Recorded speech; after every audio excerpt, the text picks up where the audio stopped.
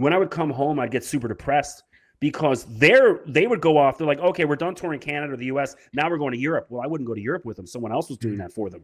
I was just back home going to my local sports bar to watch the football game. Nobody knew who I was. The girls didn't talk to me the same way they did when I'm standing next to Ghostface Killah or Method Man, where they're like super interested in everything I do and say, and you're important. You're with Method Man. Well, I'm not with Method Man anymore. And back in, the East End of Toronto, and nobody gives a damn who I was.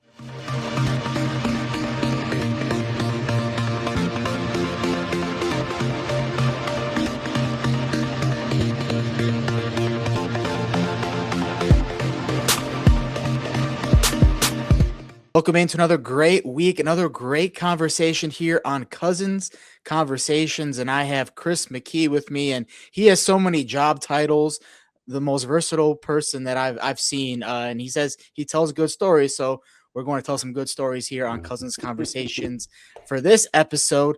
Chris, also the first Canadian I've had on the show. So you're making history tonight. Well, hey, I'm glad to break ground. That's awesome. Appreciate you having me, Nick. There we go. So you're a news anchor. You also host a golf show on sports radio. You're the play-by-play for the Toronto Raptors G League, and you worked in the music industry as well. We'll get to that because we don't want to spoil what bands you worked for and groups you worked for unless you look on your Twitter and already know. But we'll get to that. But let's first start. You were just coming from there. Your news anchor job. So what are some differences between how Canadian news networks work and United States networks? Well, so I'm a news anchor for 3 radio stations just east of Toronto. There's a big difference in how news works between Canada and the United States. And so Canada, the Americans have a bit more of a balanced news attack. If you want to find left-wing news, you can find it. If you want to find right-wing news, you can go, turn on Fox, whatever. If you want to find something somewhere in the middle, you can do it. In Canada, that's really challenging. I would say, you're talking 95% of the news is far left leaning between CBC, our national broadcaster, CTV, and some of the other networks. It is really left-wing news. Some of it I call it government propaganda. We have the news is censored here in Canada. So, the way if you went on Instagram, or Facebook, you could look up Fox News or CNN. We can't do that in Canada. The news has been censored here for almost 2 years. So there's no real freedom of press. It's really sinister and dark. And I don't think most Canadians aren't even aware of it because they're so inundated with the propaganda that they don't even know that, hey, this isn't right. We should be able to look at our news on Instagram. I was having a chat with a young guy a couple nights ago. I was out watching the World Cup game, and he's 22, and things are looking kind of dire here in Canada. He's starting to get political. Like, what's going on? And I showed him that on Instagram. I'm like, you can't look at the news on Instagram. His mind was like blown. He's like, oh my God. He goes, that's crazy. And so it's starting to get the wheels turning for some of the younger people. And so I wish I could be in the United States. I'm actively seeking opportunities down there. I'm trying to get my kids are grown now, so no need for me to kind of be here. So I would love to do news and sports in the United States. Yeah, this is for consuming media. This is the place to be here in the United States for sure. So how did that happen, and how do you deal with that on a day-to-day basis if you're limited in your news coverage there? Well, that's why Twitter is so important. And now they're trying to censor that too here in Canada. They just pushed a whole bunch of new online censorship bills through here in Canada within the past couple of weeks. Excuse me. So what happened is Mark Carney became elected prime minister, and then he didn't have a majority government, which meant, any kind of bill and law that he wanted to pass through would have to go through debate with the opposing parties and things like that. Well, essentially what he did was bribe several MPs from the Conservative Party and 1 or 2 from the New Democrats to switch allegiances. And so instead of having a new election to say, hey, that'd be like, hey, I'm a Republican, but I'm going to be a Democrat. That in a real democracy would trigger a new election for whatever city or state that would be. Not here in Canada. So he's just basically bribed a whole bunch of Conservative MPs and 1 or 2 NDP MPs to cross the floor. Now they have a majority, so they can push through any bill, no matter how insane it is, without any debate or any opposition. So it's a dictatorship. People don't understand how dark Canada has gotten. It's really, it's not good. And so, this is why I try to focus a little bit more on sports to keep my mind away from it. Yeah, that's why we love sports, right? It's positivity. So now that I know that, we can bring some positivity to the show here. So you are with the new station there, or the radio station you said there, and you also cover golf as well. So what are you thinking about with the golf world right now? We're in links golf season. Scottish Open's going on, Open Championships next week. You have your golf show. What are you talking about on there?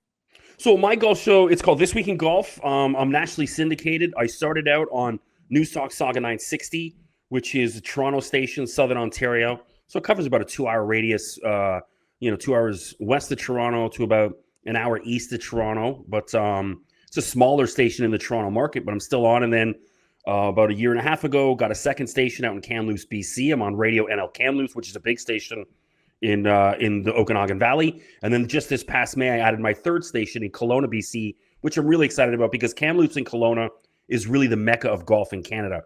I don't know if you've ever seen any of the golf courses out there. Stunningly beautiful, world class, just picturesque, because it's all like dead center in the mountains, like it's in the Rocky Mountains. So it's really beautiful. And so my show's growing. And so as far as my show, so prior to that, I was the social media director for a well-known golf show up here in Canada called Golf Talk Canada. That's on TSN, our national sports network, which is our ESPN. So it's a radio and TV show, and I ran the social media for them. So I kind of really got to learn about golf and what players, especially when it comes to social media, what players drive the numbers. So when it came time for me having my own show, one of the things I realized is the golf world really only cares about 12 players. Now, who those 12 players are shift from time to time. Now, the obvious are there, Tiger, Rory. Now, Scotty is a guy, whereas 5 years ago, Scotty wasn't a part of that 12. Now he is. And then there's a few other guys that are a little strange that no matter what people say, some people either hate them, some people love them. Guys like Patrick Reed, Sergio Garcia, and Bryson DeChambeau, where it's like, even if they hate them, people want to consume their content. And so with my show, I focus heavily on those guys. So it's almost, I kind of take a page out of what guys like Colin Cowherd does, where if you listen to Cowherd, it's Lakers, LeBron, Dallas Cowboys, Dak Prescott, almost every show. So my show is a little bit like that, whereas, yes, I will touch on some of the Canadian players, Mackenzie Hughes and Adam Svensson and whatever, Nick Taylor, but that doesn't really drive the ratings or the clicks. So I will mention it as they do something exceptional, but whereas other golf shows in Canada always talk about the Canadian guys, I rarely do unless they do something big. For me, every week it's Rory, Phil, Scotty, obviously, and there's a few other. Wyndham Clark is a guy that I got to interview him a couple of weeks ago up here in Toronto. He moves the needle because he's a guy people either love him or hate him. So he's wearing the U.S. jersey out there at the RBC Canadian. Yes, the U.S. hockey jersey. And I like that he kind of bought into that almost WWE heel character. Yes. And I wish he'd do it more. He's trying to get people to like him. And I'm like, don't. Just keep being you. Don't worry about if people like you. Bryson DeChambeau did that. He's like, ran this PR campaign where he wanted people to like him. And then once he got rid of his PR company, he's back to people who start to getting annoyed with him again because they're not managing it. So I wish Wyndham Clark would dive a little further into being that bad guy because it's more interesting. For sure, yeah. And the fact that he's now won 2 U.S. Opens, I think he's proved to everybody that he's like back in the winner's circle and back in the eye, and he's apologized thousands of times for what he did at Oakmont last year, beating up the locker and damaging the locker. So I think all is forgiven there. But what did you realize from that whole environment at the RBC Canadian? Because it was a cool environment, especially the par 3, the rink hole where they're hitting the boards. I really enjoyed that. That was cool.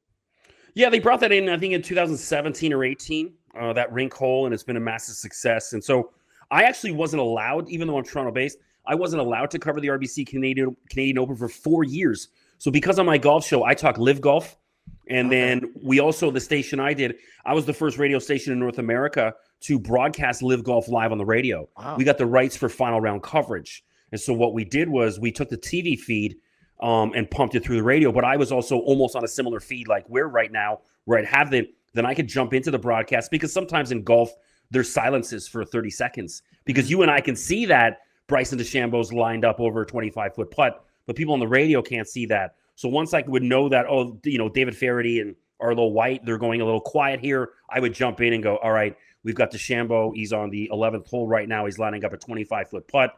If he makes this, he'll be one back of the leader, Cameron Smith, and kind of do leaderboard updates and kind of help So I was a studio host for LIV Golf for a season. Because of that, Golf Canada refused me credentials for several years, wouldn't allow me to come. So this was the first year that I was allowed to go back. So it's really, and I want to give a big shout out to the people at Golf Canada. So how it works in Canada, the PGA Tour, in the United States, the PGA Tour runs all the credentials. They run the tournaments. In Canada, Golf Canada runs the tournament for the PGA. They handle all the credentialing. So I was still able to go to events. I went to the Memorial last year down in Ohio. PGA Tour credentialed me. Golf Canada would not, but they did this past year, and they went out of their way to make me feel accommodated and welcome, and I had a great time. And got to interview guys like Wyndham Clark, Tommy Fleetwood, a bunch of the Canadian guys, Eric Van Rooyen, Emiliano Grillo. It was a lot of fun, and so it was a blessing to be back. And yeah, that whole rink hole. So I don't know, for those that don't know the story, is now obviously Team USA beat Canada in the Olympics in hockey.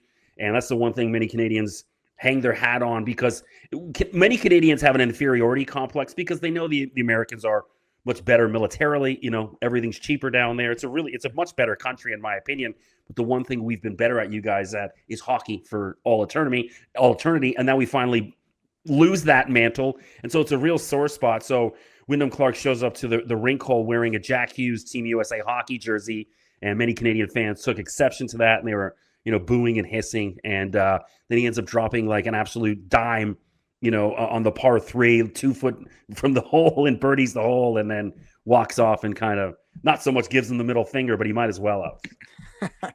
We do talk about LIV Golf as well. We talk about all the tours on the golf podcast on this channel here, Cousins Conversations, Tap and Eagle. So that was interesting to hear about the LIV situation, because like we know how Rory talks about it, and all the PGA Tour guys talk about it, talk down on it and everything. And the fact that you weren't getting credentialed for it too kind of shows how some people feel about it as well. So what are your thoughts on it? Because I think it's been good for golf, because it kind of challenged the PGA Tour to now change the whole schedule up in 2 years, and their whole format up in 2 years, to this Challenger Championship Series and these signature events that are now as much money as some LIV events. So what was your take on this whole situation? I really enjoy LIV Golf. I mean, it's clearly created something different. One of the things I don't like about, I've played golf since I was 4 years old, but I always hated the stuffiness of it. Even just being at certain country clubs and stuff like that, how people just thought they were bigger and more important, and kind of acting so uppity. And I always hated that about golf. I wanted it to be younger and more hip. And so when LIV Golf came around, I enjoyed it right away. Now, going back to what I told you about those 12 players that, golf social media really cares about, LIV got about 9 of them right out the get-go. Yeah. They got DJ, they got Bryson, they got Sergio, Phil, P. Reed. And I was like, oh, wow. Yeah, so Brooks, these are all the guys social media connects with. So instantly I was interested, because I knew they would move the dial and move the needle. So that fascinated me right away. And then also here in the Toronto area, LIV Golf was on basic cable. There's a station called CHCH, Channel 11. They used to broadcast Saturday and Sunday, LIV Golf for the first year. So it was easy for us to access. People, that was always, you see that on Twitter. Where do I even watch it? Well, for us here in the Toronto area, in Southern Ontario, and parts of Western New York, you could just go on basic cable and watch it. So I was like, hey, this is kind of cool. So it was easier for me to access. I enjoyed it. For me, I'm not one of those people like, I can't watch Dustin Johnson because he's not playing on the PGA Tour, or John Rahm. I love Dustin Johnson. I want to watch him play wherever he tees it up. I like Sergio. This is a guy, Phil. I'm a lefty. I grew up, loving Phil and Sergio. These are guys from my era that I grew up watching for the past 20, 25 years. So for me, I didn't care what the name on the logo was behind them.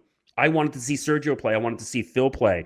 And so I'll be sad if it does go away, because it's been fun. It's been entertaining. I went down to LIV Michigan last year, the team championship, just outside of Detroit and Plymouth. And being on site, I had an absolute blast. The energy was great being there. They talk about the music in that. And it's like, yes, on the first tee, they have music, and they have a party hole, much like we, at the RBC Canadian Open. And the party hole of the Canadian Open would be so much better if they had music on it, but they won't do it because it's whatever. But I know they do it. They just did it. One of the tournaments down in Dallas, they had music on the party hole. The Waste Management, I think, has some tunes on it. And so but when you go to the other holes, the music's not there. It's like, that's one of the myths, that every single hole they've got Tiesto or Ferry Corsten or whatever, blasting music. It's not how it works. It's like 2 holes of the whole 18. And yes, that music kind of echoes across the golf course in certain parts, but there's other holes where it's complete silence. But the world-class setup, you can see that obviously, I produce festivals and concerts all across North America. So just seeing the logistics of what LIV was in Michigan was really impressive to me. It was world-class. How they treated the media was amazing. I also like how they interview players together. And TGL has now borrowed that. You see the whole team in front, and LIV Golf started that as opposed to just one guy that's boring. That way, if you have a golfer that's boring, you can just skip past him and ask the other guy a question. It makes it better on a media standpoint. And then also, me at the RBC Canadian Open a couple of weeks ago, you're there all day. There's the first wave of guys that come through, so you'll get some interviews around 11:30, 12. Then there's about 2 or 3 hours of dead time. So you're just sitting there, and then the other guys start to come back around 4 or 5 o'clock, and you can get interviews from those guys. We're at LIV Golf. They all end at 2 o'clock.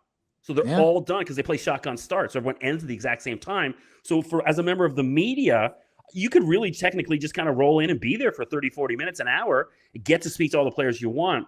And so I really enjoyed my time at LIV Michigan. I'm going to go back again in a couple of weeks. I'm also going to the Rocket Classic in a couple of weeks in Detroit. It's about a 4-hour drive from me. So I'll be heading down there. So I'm going to be in Michigan quite a bit over the next couple of weeks for the PGA Tour and LIV. And so I hope it doesn't go away. I hope it sticks around. I'd love to see more of it. Yeah, that would be great. I think they were talking about maybe like some players investing into it, like John Rahm was saying. So maybe that happens as well. But we'll see. We'll see what happens there. We don't want LIV to die. I know people will probably hate me for saying that, but here we are. I love that the PGA Tour has some competition. I think all competition is good competition, and it's improved the PGA Tour as well. And I love the team format. You mentioned the team format, especially that last day, because if the team is still in contention, but some other guys didn't play well the first 3 rounds, the last round, they're just like, it's a birdie fest out there. So I really enjoy watching the team format, especially on the last day. Yeah, at first I wasn't into the team thing. I thought it was corny. But then I had Jerry Foltz, who's one of the broadcasters from the show, on my show. And he kind of explained how it works. And that's one of the benefits of it. It's like, so you got 4 guys playing, and let's say, the 4th member, whatever, let's say Bubba Watson on the Range Goats is terrible. He's 6 over and he's nowhere near in contention. Well, on a PGA Tour event, he could just kind of mail it in and go, I'm done. I don't want to be here. I don't care. Let's just, I'm going to just do what I want and get out of here. And then we'll start. Well, you can't do that in team golf. You still have to stay engaged. You have to keep fighting and trying to get that next birdie, that next par for the sake of your team score, because the team's splitting money as well. You don't want to kind of piss off the 3 other guys in your team going, hey, I know you didn't play well, but you gave up. And you can't do that on LIV Golf because you got teammates there to look them in the eye and also you're affecting their bank accounts too if you don't, pull up your end of the bargain. And that's one of the things that people don't understand about team golf. It allows every player on the golf course to remain engaged for all 18 holes, even on Sunday, sometimes when you're not anywhere near in contention as an individual. And we're seeing the LIV golfers together with the PGA Tour golfers this week at the Scottish Open, part of that DP World Tour agreement. So do you like this? Would you watch the Scottish Open more because you see everybody out there almost like a major championship? Well, I've always enjoyed the Scottish Open. Yeah. It's always a big time event. The week before the Open Championship, over in Europe, guys are going over. They want to get a taste of links golf. So I've always enjoyed it. And I've been a big fan of the DP Tour, the European Tour, growing up my whole life. It used to be a hell of a lot better than it is. And so it's nice to see guys like John Rahm and Terrell Hatton spicing it up and making it a little bit better. But it has a major feel this week. We heard that from the likes of Rory and Robert McIntyre, and that they're loving having those guys there. The best want to play against the best. And that's what the Scottish Open is providing this week, as well as the Open Championship next week. So who doesn't want to see, like every single major for the past 2 years, the 3 favorite betting line, like the betting line favorites, it's Scotty, Rory, John Rahm. That's it. Well, they're all in the field this week at the Scottish Open, and we don't get to see that too often, with Rahm playing over on LIV. Exactly. We love to see that. And next week with the Open, and you have any picks? Anybody you're watching in particular? This is the one where I have no picks. The Masters, I have my picks. U.S. Open, PGA, I'll give you. The Open, it's like, I don't know. It's like, I don't know what the weather's going to be. I don't know what the wind's going to be. So I can tell you, I think Scotty's probably going to win. But if it's a torrential rainstorm, like what I just drove home in, and the winds are blowing sideways. Or you ever see Forrest Gump where they say the rain's coming at you from every direction, and that's kind of that can happen at the Open Championship. So that's one of those ones. Remember, who was it that won a couple of years ago? Brian Harmon. Yes, and he just had a huge lead the whole entire time. Yeah, you're like, who the hell's Brian Harmon? And he shows up, and now he's an Open Championship winner. So it is the least predictable of all the majors of any golf event really anywhere in the world, and that's the beauty of it, right? Exactly. A couple of years ago, we got to see Shane Lowry come out of nowhere and win an Open Championship. Brian Harmon. I still am leaning on the bigger dogs. I don't have any faith in Jon Rahm right now. He doesn't have his best game. A guy that I do think, could be in the mix is Cam Smith. Won it in 2022. Oh, yeah. He's actually been trending pretty well on LIV Golf, and then played well in the PGA Championship a couple of weeks back, where he would have finished T2, where I think there's about 3 holes left, and he knew he had to go at Aaron Rye because he was trailing by a few shots, and ended up kind of down at T7. But had he just played safe, he probably would have finished T2 at the PGA Championship. And now the conversation surrounding Cam Smith a little different. And so even on LIV this year, he's always put together 3 outstanding rounds, and he's had that one round that's kind of clunking. But he just recently made the swing coach to I think it was Claude Harmon. I think he's gone to. And things have changed for him. He's got a different voice, and the results are showing on the golf course. So you want to talk about another LIV guy that might be in the conversation, Cameron Smith, which would be he's won it once before, so why not again? And as well, Terrell Hatton should be there. But guys like Rahm DeChambeau, I don't think will be in the conversation. And then it's high end. It's Scotty, Rory, and those are some of the names I'm looking at. And with Scotty, he just needs to put a good first round together, or else he's just going to play chaser and finish second and third like he has the entire year. Yeah, it's look. I mean, it's so funny. We've been saying Scotty's having a bad year. What has he got? Like 5 second places? Yes. It's like there's a lot of other guys out there. If you ask Nico Echeverria if he would take 4 or 5 second places, these guys would give you their left arm right now. I'll take that. But for Scotty, somehow that's a bad game. That's a bad season. And so it's inevitable before he does get another win. It's not a matter of, if, it's just when, and it could be next week at the Open Championship. That would be exciting. Well, let's go inside now, because we're seeing Summer League starting up in the NBA, and you watch the Toronto Raptors G League team, so you've seen a lot of talent come through there. Play-by-play for radio, doing that. How do you enjoy that, and how did you get in? How did you get into that role? Yeah, I love doing the play-by-play. So this will be I've done 3 seasons now of the G League.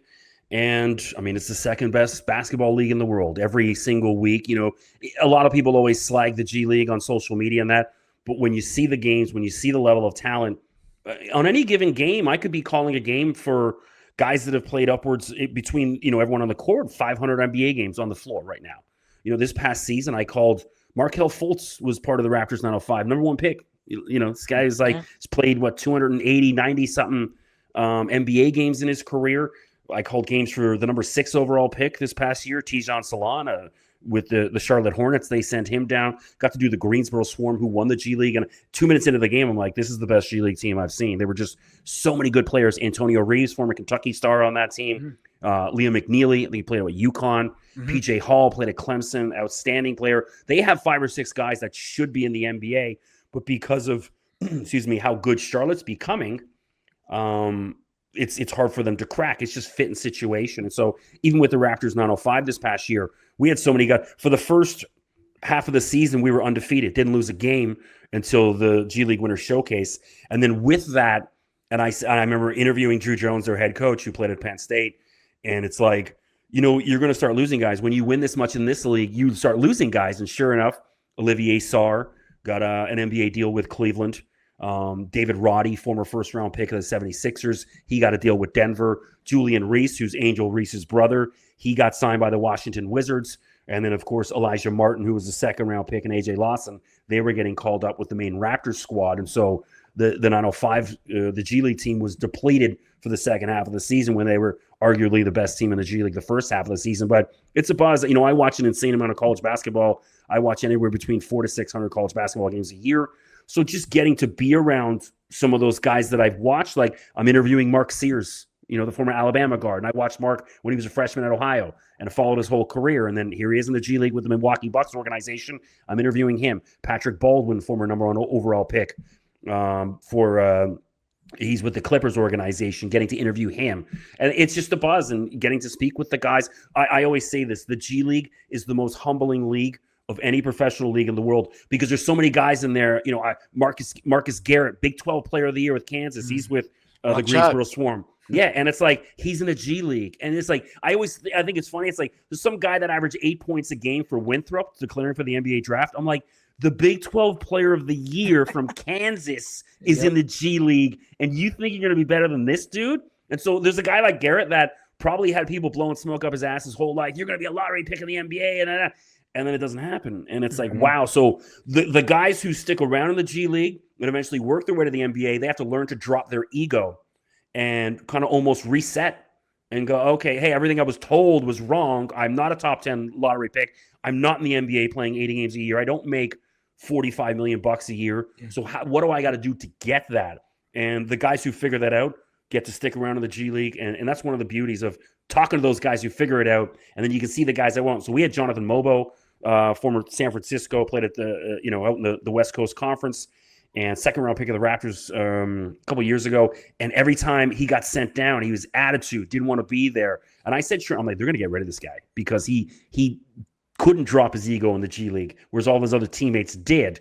You know, the Raptors would send down Trace Jackson Davis for a couple of games because he wasn't getting the minutes with the Raptors. He came down, played 3 or 4 games. Came down and lit it up. He's like, I'm happy to be playing basketball. And so the guys that understand that can drop their ego, will survive, whereas Mobo's just been cut by the Raptors. And I could have told you that about 5-6 months ago was going to happen. And I do have to say, because you mentioned Marcus Garrett, another KU Jayhawk up with the Raptors, Gradey Dick. Have to bring him up as we see like the Jayhawk bubblehead a little bit above my head here. Yeah. Just watching him and talking to him and experiencing his game. What have you realized? He lost his confidence. Things didn't go well for him. You know, 1 year college player, I believe it's Kansas. He needed. Yeah, I don't know if he should have left after the 1 year, but yeah, he needed more seasoning. And well, obviously the allure of the NBA is there, but I also just think he didn't have the maturity to succeed. When things went wrong, he allowed it to affect him. Some guys, it's almost like Elijah Martin, who's with the Raptors, second round pick, the first guy to lead 2 teams to the Final Four, did it at FAU under Dusty May, and then was with him. Where did he go after? He went to Florida after, and won the national championship there. And it's like, Elijah's got this thing where he could have the worst first half ever, but then he can come out in the second half and play amazing because it's almost like a quarterback who throws an interception. If you let that interception linger, it's going to ruin the rest of your game. You got to go out there and throw the ball 20 yards further downfield. Gradey didn't have that. If he started to miss shots, it would just, okay, that's it. He's done for the whole game. He's not regrouping. And that's one of the things. It's like his confidence was shot easy. I also just don't think he fit in Toronto. It's too corny. This is a multicultural city. I don't think he connected with the fans very well, just for what we are as a city here in Toronto. And again, I thought he was gone, and now we just got news about 2 hours ago while we're recording this that the Kawhi Leonard trade has been put on pause. So I'm hoping Gradey Dick's gone to the Clippers, but we don't know. He could be back in a Raptors uniform next year. And if he is, I think I'll see a lot more of him down in the G League than he will be in the NBA. Yeah, that's tough. It's one of those decisions that might not worked out for him. I wish he would have stayed for sure. Yeah, you talked about Kawhi Leonard, though. I mean, if he does, because you said it's paused, but if he does come back, I mean, you talk about this is the guy there who led them to the NBA championship even before. In my lifetime, a Stanley Cup champion from Canada was a champion. So how is he looked at in Canada? Is he the guy that absolutely worshipped? Okay. Massive news about his return here. He's beloved. They're literally talking about building a statue for this guy outside Scotiabank Arena, and he was here for 4 months. And that's a literal conversation you hear. Should we retire his number? Should we build him a statue? And he was here 4 or 5 months. And so the fact that he's coming back now is massive news. It gives the Raptors much needed star power and pop, and even just getting on TV. I don't remember the last time I don't think I've ever seen the Raptors on TNT or now whatever, ESPN the past couple of years. They're not getting any primetime games because there's no name there that American fans want to see in the basketball. They're not going to be able to compete with the Oklahoma Cities and the Spurs and the Knicks as far as name recognition. So Kawhi brings that back to Toronto. And one of the things I'm concerned about is, what if he only plays 40 games? What are the Raptors without him? Yeah, and that's a realistic possibility when it comes to Kawhi. We all know if they can get to the playoffs, even as a 6, 7, 8 seed, well, then he's a different human being. He's a different player, and the Raptors become a different team. But if Kawhi's Kawhi and he plays 40, 45 games, do the Raptors even get to the playoffs without him in the lineup on a regular basis? So a lot of questions. I'm happy to see him here because it's splash, it's big, it's important. And we know when Kawhi's on, he's one of the better players in the league. It's just a matter, will he be on? Will he be engaged? And then if he is, Toronto will be a much better team. And Kyle Lowry retiring too. Yeah, Kyle, to me, Kyle's the greatest Raptor ever. Yeah, not Vince Carter, not Tracy McGrady. Those guys did everything in their power to get out of Toronto. There's a lot of revisionist history here in Toronto where people love Vince again, and I can't stand him. I hate him. Keep in mind, I was 19 years old when the Toronto Raptors came into existence, so I was there the first year. I watched them very clearly. I wasn't a little kid. And so I remember the Vince Carter era where it was like, not only did we give him the keys to the city, we gave him the keys to the country. He was so beloved all across the country. And for 2 years, he was like, I want out of here, and just bitching and complaining every single day in the news and the media, and was admitting, I'm not playing hard. I don't want to be here. I want to get out. And he left to go play for the New Jersey Nets, not for the Knicks or the Lakers or the Bulls. He went to go play for the New Jersey. He wanted out of here to go to the Nets. And so to me, I anytime anyone mentions Vince, he gets a giant middle finger to me, from me, because I can't stand him. It's like basically, and I always use this analogy where it's like Vince left and then Toronto became cool. Drake became associated with the team. We win an NBA championship. And Vince is like that guy that, like, you know, cheats on his wife, divorces her because she put on a few pounds after the kids. And all of a sudden, she's been going to Pilates, yoga, the gym. She's back in shape and she's looking damn good. Now he wants back in the relationship. And it's like, no, bro, we moved on. I don't want you back. There's a lot of people in Toronto that disagree with me, but that's my take on him. It's like, you don't get to come back now that we look good, now that we're important again with Drake and an NBA championship on the resume and selling out the arena, you know, one of the better attended teams in the league. And so F Vince, you know. Whereas Kyle Lowry, Kyle wanted to be here. He is a Raptor. He put everything out there every night. He helped win us a championship, and he put it out there on the floor. Even in some of those lean years when we weren't that good, Kyle put 110% in every single night. Respect that and admire that. And he loved the city. He loved the people. Gave back to communities. I know there's a young man. I did prep school play-by-play for 8 years. There's a young man named Ramir Moore. A lot of people don't know this story. That young kid from Philly. I think he was somehow related to Kyle's wife, and brought him up to Canada, paid for him to go one of the most expensive prep schools in Canada, ended up getting a scholarship, went to St. Joe's in the A-10, and then ended up over at Wagner to finish off his career. But Kyle paid for everything for this kid to have a life, to have an opportunity. And he brought him up to Toronto. Come up here. Like, brought a kid from Philly, from the hood, to Toronto to come play for a big prep school. And there's things like that where, you know, under the radar stories about Kyle, his generosity, and that stretches all throughout the Toronto and the community as well. And he's a wonderful dude, wonderful player. And that's a guy they should build a statue for outside of Scotiabank, not Kawhi or Vince. Wow, yeah, I didn't know about any of that. That's awesome, though. Definitely best Raptor of all time. That might be a hot take, but I'll agree with you on that for sure. And then you were talking about basketball being in there. So you worked in radio. So how does it work? Because in the United States, you go to these small markets for TV or radio, and you work your way up. So how is that kind of process in Canada with like sports broadcasting and trying to work your way up?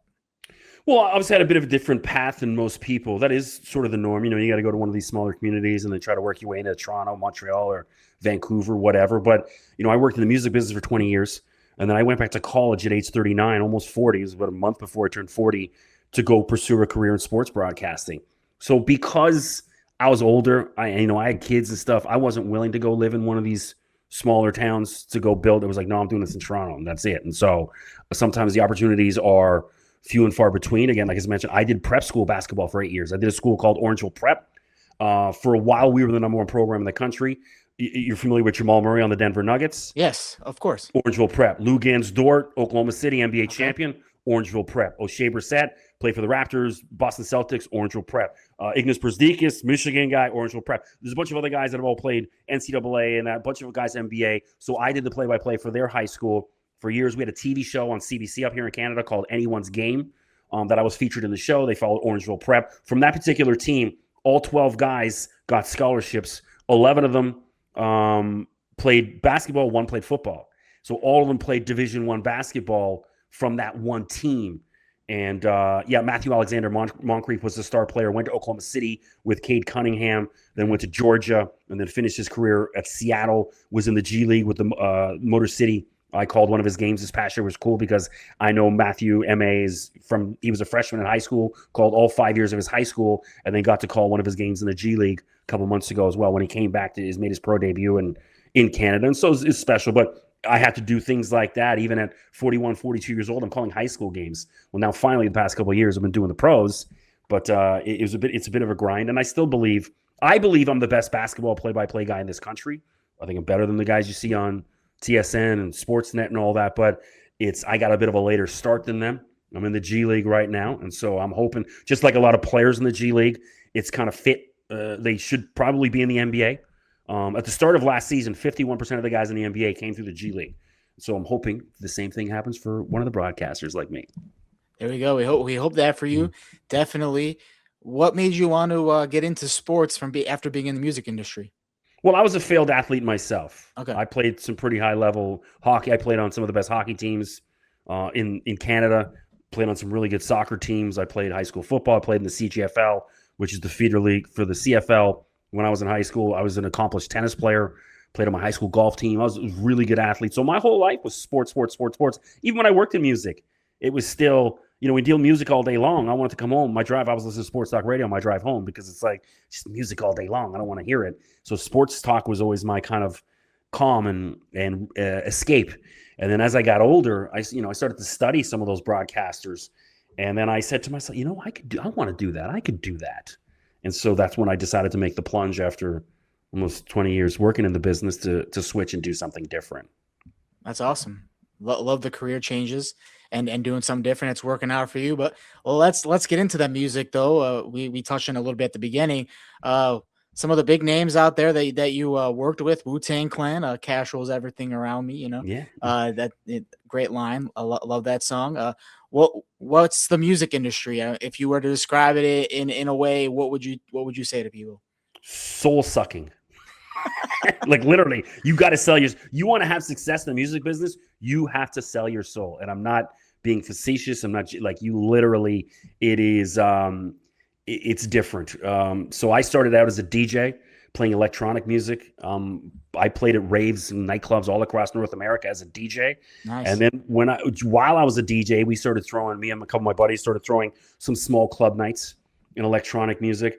And then after about a year or two of doing that, we decided to start doing like massive parties. And so I was a pioneer in the rave scene here in Toronto, which is then kind of helped filtered all across North America. So I was like 21 years old throwing raves for 4,000 people. Wow. And I was booking all the DJs from the UK, the US, and as well, I would close out the set. I'd play the early morning, like 7 a.m. DJ set at my raves. And I did that. And then I got hired by a rave DJ booking agency, a friend of mine. He worked with a lot of big house music DJs and producers. He knew I knew some of the other genres like drum and bass and dubstep. And he's like, Chris, I'll help teach you to be an agent. You know these DJs, you have relationships with them and their managers and stuff.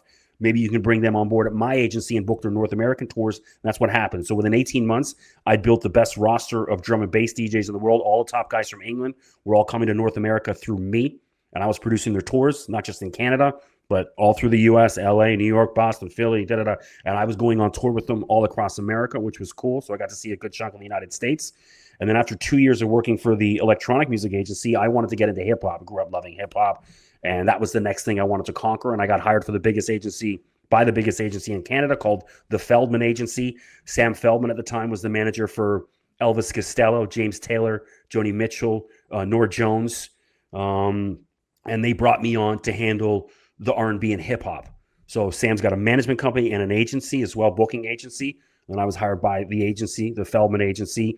So for those that know Canadian music, the Tragically Hip, which is the biggest band in the history of Canada, was Rush as well. So we had the two biggest bands in the history of Canada, Sum 41, Our Lady Peace, Sarah McLachlan. They were all in our roster, and I booked the hip hop and R&B. So I started bringing a lot of the American, I represented the Canadian guys, but I started bringing all the top hip hop and R&B acts from America to Canada, including the Wu-Tang Clan, 50 Cent and G-Unit. I was booking all the G-Unit guys at the peak of their fame. I've hung out with 50 Cent And again, the Wu guys I work with for 12 years. I've been on the tour bus with them. I've traveled across Canada. I've shared hotel rooms with them. I produced Rihanna's first Canadian tour, the Black Eyed Peas' first Canadian tour. I've worked with the Roots, Justin Timberlake, Fat Joe, Vanilla Ice, Naughty by Nature. Royce the 5'9" was another artist that I worked with, kind of helped develop him from nothing back into something. He got re-signed by Shady Records, Grammy nominated. Played a major part in developing Royce's career, and Obi Trice at the peak of his career. I was Obi's agent, not just for Canada, the United States, at the peak of his career with Shady Records and working with Eminem and all that. And so I've been on the road with all these dudes, hung out. But then you start having kids, you get a little older, and your perspective and interests change. So I wanted to be at the hockey rink Saturday morning at 7, 8 a.m. with the kids, not at a nightclub or bar or on the road with my artist till 2, 3, 4 o'clock in the morning, because that's what that job is. That is part of that job. You have to be out 5, 6 nights a week, networking and finding new bands and new DJs and artists and stuff like that. But once you start skipping some of that because you want to be at the hockey rink or the soccer field with the kids, you start to fall down the pecking order. And I could see I was sliding. I wasn't the guy I was 10, 15 years ago. Same way like LeBron James isn't the player he was 10 years ago. And I could see that. And I knew, I'm like, I don't want to be irrelevant. There's a big festival in Toronto called Canadian Music Week. It's a lot like what South by Southwest is, where all the who's who of the business comes to Toronto every year. And I used to see these old guys hanging out at the hotel bar that did stuff like 20 years ago. And I always promised myself, don't be like them, where they're just hanging around hoping 20 years later, when it's time to get out, get out. And that's kind of what I did. As I got to about 39, I'm like, it's time. And so I'd lost the passion there's an Eminem line. Am I allowed to swear on here or no? Yeah, it's YouTube. So there's an Eminem line. He says, hungry like a fucking younger me. And I was so hungry. And as I got older, I didn't have that hunger anymore. I didn't care that like, hey, there's this party going on, Universal Records. I'm like, I don't care. I'm going to watch the Laker game. And I'm going to wake up and hang out with my kids in the morning. So as you do that, and then it hit me, I'm like, I got to get out. It's time for something different. Mm-hmm. So, but it was cool. You know, I wrote a book. It's called Life on the Road with the Wu-Tang Clan. It details my 12 years on the road working with the Wu. And I personally wrote it, didn't bring in a ghostwriter, but I kind of tell all the crazy stories, the sex, drugs, and rock and roll of being on the road with those guys. It's absolute madness. One of the things I always speak about with that is, you know, being on the road with rock stars. When I would come home, I'd get super depressed, because they would go off. They're like, okay, we're done touring Canada or the U.S. Now we're going to Europe. Well, I wouldn't go to Europe with them. Someone else was doing that for them. I was just back home going to my local sports bar to watch the game, the football game. Nobody knew who I was. The girls didn't talk to me the same way they did when I'm standing next to Ghostface Killah or Method Man, where they're like super interested in everything I do and say, and you're important. You're with Method Man. Well, I'm not with Method Man anymore. And back in, you know, the East End of Toronto, and nobody gives a damn who I was. So there was always like this emotional crash coming home from tour, being on the road with rock stars. And that was always a balance, kind of readjusting back to regular life, where I was famous for 4 to 6 weeks on the road. You come home and you're not famous anymore. And I can understand how people struggle with losing fame, because I had little pieces of it all throughout my career, even though I'm not famous, but I'm with the famous people. So I understand losing that can crush some people. Yeah, that's deep right there. Yeah. I mean, that happens to a lot of people, you know, you're the big guy, and then you come home and nobody really knows who you are or whatever. And you're feeling that way, but so you wrote a book, so everyone should go out there and buy it. If you're on Amazon, Life on the Road with the Wu-Tang Clan by Chris McKee. There you go. Any stories that you can share that are okay to share? Well, I can share one of the kind of, you know, the PG ones. Yeah, that's fine. Yeah, that's fine. Yeah, because some of the stuff sounds like... Yeah, I bet. Yeah. But I always get a laugh. The first time I worked with Ghostface, and I've been trying to work with Ghostface for like 10 years in conversation with his management, he had a whole bunch of legal issues. It took me 2 years, because he spent time in jail, and it took me 2 years to legally get him into Canada. I hired the best immigration lawyer in Canada. Figured it all out. There was court appearances, everything. Finally got him in. So his first tour in Canada in 2011 was absolutely massive. The buzz on it was insane. Every major media outlet, newspaper, even like the Globe and Mail, which is like our Wall Street Journal, wanted to interview him because there was this buzz all across the country. All the dates sold out. And the first dates we did were in Montreal. So I go out with them, and, you know, I'd met with them kind of a week before I flew into New York, and then brought them up to Canada, and we met briefly. So finally, first show sold out. It's wild. Ghostface says, Chris, I want to have breakfast with you in the morning, and I want to lay out how I want to see the rest of the tour go. Me, you, and my manager. I said, cool. So we're in this swanky Montreal restaurant, and Chris says, look, everything's great. Show is sold out. hotel's nice. He goes, just one thing for the rest of this tour, no more hotels with French TVs. I can't have no hotel rooms with French TVs. Can't have that happening. And I looked at him and like I'm looking at his manager going, he doesn't know we're in Montreal.